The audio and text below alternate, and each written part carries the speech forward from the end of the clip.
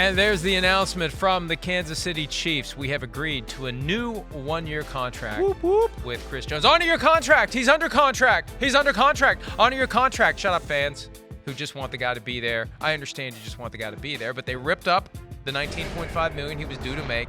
He'll presumably get more. We don't know what. It is kind of fishy. I will say that's the first thing I thought. There's a 24-hour rule right. that applies. Right. As an agent told me years ago, if the numbers aren't out within 24 hours after the news of the deal is out, it's not a great deal. That means it's not a great deal. Yeah. There are two factors for this Chris Jones deal. One, how much are they paying him? Because he's got to make up over $2 million in fines that are non-waivable. So that money's got to be paid to him to cover what he has to give the Chiefs, $2 million in change.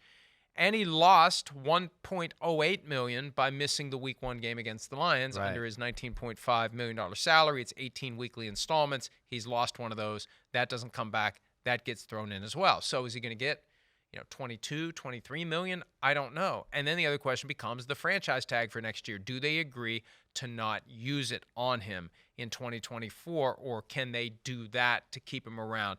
The tag amount should be high, north of $30 million, which should be a deterrent anyway. But if you throw that in there, that extra little thing, it just shows you maybe they blinked, maybe they caved after losing on Thursday night, going back, looking at the film, looking at what happened, and thinking, boy, if we just had this guy, it would have been different. Well, I heard a lot of people on the weekend go, well, they don't need him. They stopped the run pretty good, okay? And I want to go, yeah, I get that.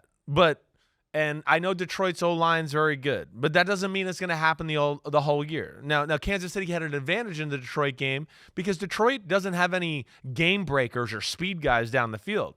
So they were confident that they could play man-to-man and not be burned too bad and load the box.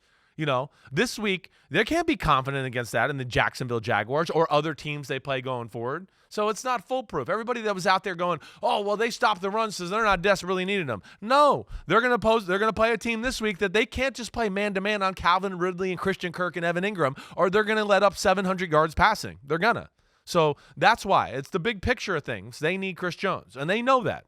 And he's one of the best, if not the best, D tackle in football. I think it's cool, let's just get some more money to the guy has become a thing with Josh Jacobs or Saquon Barkley or Chris Jones. And Zach Martin. And with Zach Martin, he had 2 years left on his deal. Right. They ripped it up and replaced it and gave him more money. Right. So it's cool that this has become a little bit of an avenue to bridge the gap or whatever else.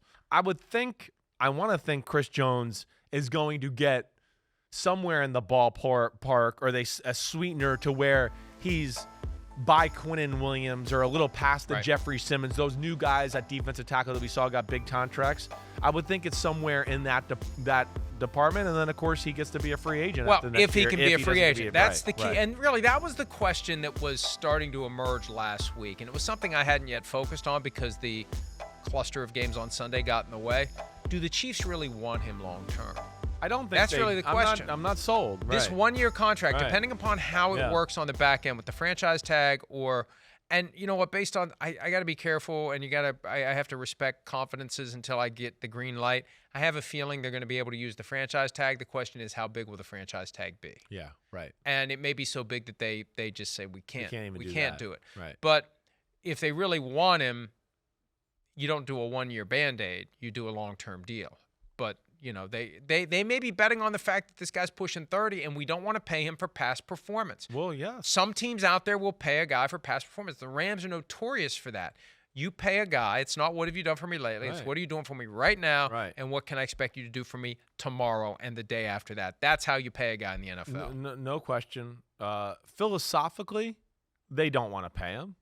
I think, a lot of people know in the league that the Chiefs don't, and this is why they got rid of Tyreek Hill, don't want to give third contracts to guys who are in their 30s or about to be 30. This one was a little different because it's a guy that's playing really awesome football right around 30, and it's a really big part of their football team. And, of course, he's been, a linchpin for what they've done there as an organization here in this little mini, dynasty or whatever you want to call it to this point.